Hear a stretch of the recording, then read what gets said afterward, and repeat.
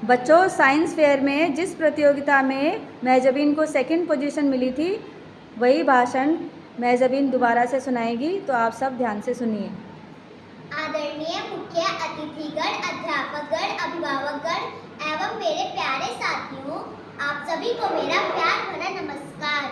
मेरे भाषण का विषय है संघर्ष ही जीवन है। मेरी माँ सुबह 5 बजे उठ जाती हैं। वह हम सभी के लिए नाश्ता बनाती हैं और फिर हमें स्कूल के लिए तैयार करती हैं। वह रात में कब सोती हैं, हमें तो पता भी नहीं चलता। वह पूरे दिन भर किसी न किसी काम में लगी ही रहती हैं। उसी प्रकार मेरे पिताजी दिन भर मेहनत करने के बाद शाम को हमें पढ़ाने बैठ जाते हैं। मैं अक्सर उनसे पूछती हूँ, माँ और पिताजी, आप दिन भर मेहनत करते हैं, आखिर क्यों? उनका हमेशा एक ही जवाब होता, ताकि आपको अपने से बेहतर जिंदगी दे सके। इस संसार में हर एक प्राणी, चाहे वो छोटा हो या बड़े, को अपने जीवन में किसी न किसी संघर्ष का सामना करना ही पड़ता है, और जो इस संघर्ष से डटकर सामना करता है वह जीत जाता है, और जो डर जाता है वह मित्रप्राय रहता है। व्यक्ति के संघर्ष की यात्रा तो उसी समय आरंभ हो जाती है जब वह अपने माँ के गर्भ में होता है और पूरा जीवन काल तक चलता रहता है। जितने भी महापुरुष हुए हैं, उन सभी के जीवन में नाना प्रकार की समस्या आई, लेकिन उन्होंने उन समस्याओं के आगे घुटने नहीं टेके, इसलिए महापुरुष कहलाए।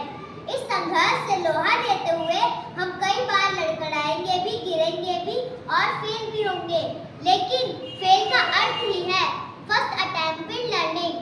लगन, मेहनत और धैर्य के साथ चलो तो आपके लक्ष्य की प्राप्ति अवश्य होगी।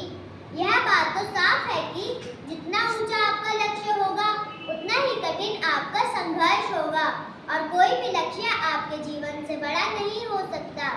लहरों से डरकर नौका पार नहीं होती, कोशिश करने वाले की कभी हार नहीं होती।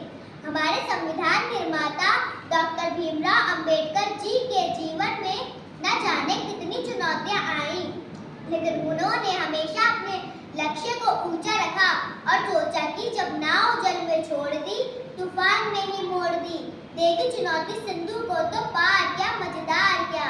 दोस्तों, इम्पॉसिबल कुछ नहीं है, क्योंकि इम्पॉसिबल में ही छुपा है आई एम पॉसिबल। गीता का भी उपदेश यही है, कर्मण्येवाधिकारस्ते मा फलेषु कदाचन। कर्म करते रहिए, फल की चिंता मत कीजिए, फल आपको अवश्य मिलेगा। दशरथ मांझी, जिन्हें माउंटेन मैन के रूप में भी जाना जाता है, केवल एक हथौड़ा और छेनी लेकर उन्होंने एक पहाड़ को काटकर रास्ता बना डाला।